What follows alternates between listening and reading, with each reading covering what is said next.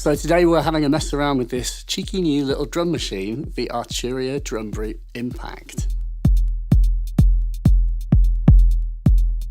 The DrumBrute Impact is a brand new, smaller form analog drum machine. DrumBrute Impact is not a cut down DrumBrute. It's actually a totally new machine. It's a completely different voice. This thing is more modern, I would say, more for the clubs, more for techno, and more for, it has this kind of aggressive, more harder edge, and it's got its own distortion built in, so it can get super driven and brutal right from the machine.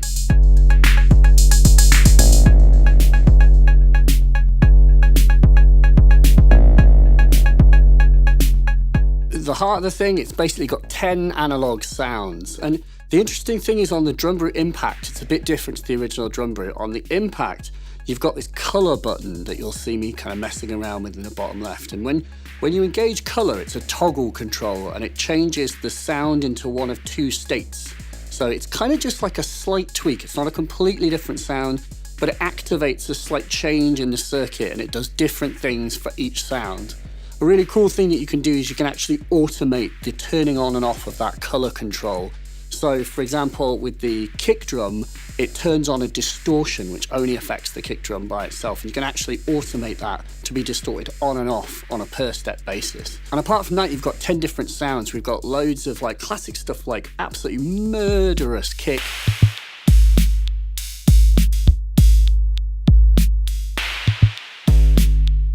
We've got 2 snares. Then you've got cymbals, and you've got, which are very slinky sounding, and the hats are very slinky.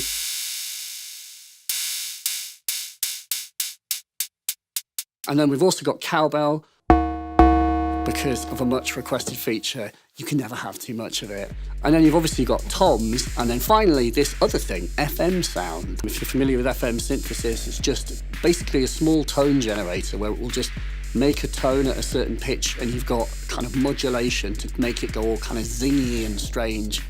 And if you engage the color on the FM sound, it creates a little curve, a little pew, which makes it more percussive. So you can turn that off and you can make it more of a bass tone.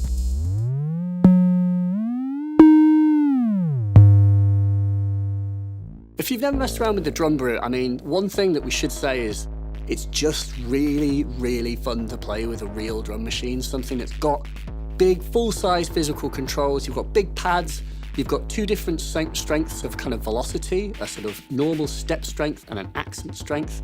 That actually means that each sound has kind of 2 different power strengths, and you can sequence those as well. But it's just a very tweaky machine. It doesn't save presets in that sense. You can't save the sounds, but that forces you to be hands-on. You're supposed to jam with this thing live, record minutes or hours of jams and record them, track them into your computer, and then use those as the basis to build full tracks.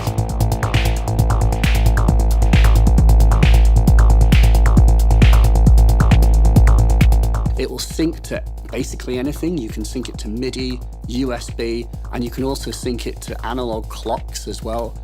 And then the other thing, total coup de grace, is round the back.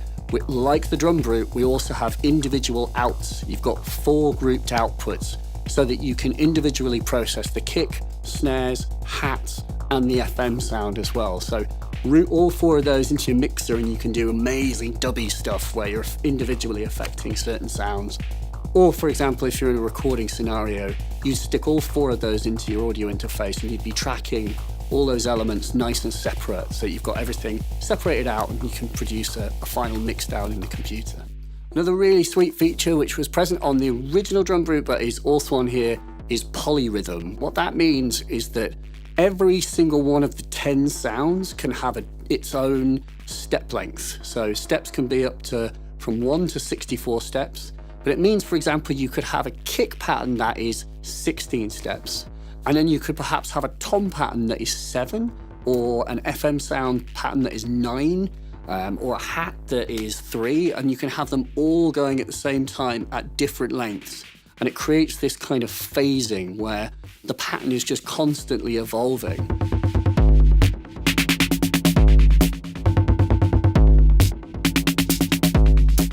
And then you've also got swing, which you can do globally or on a per sound basis.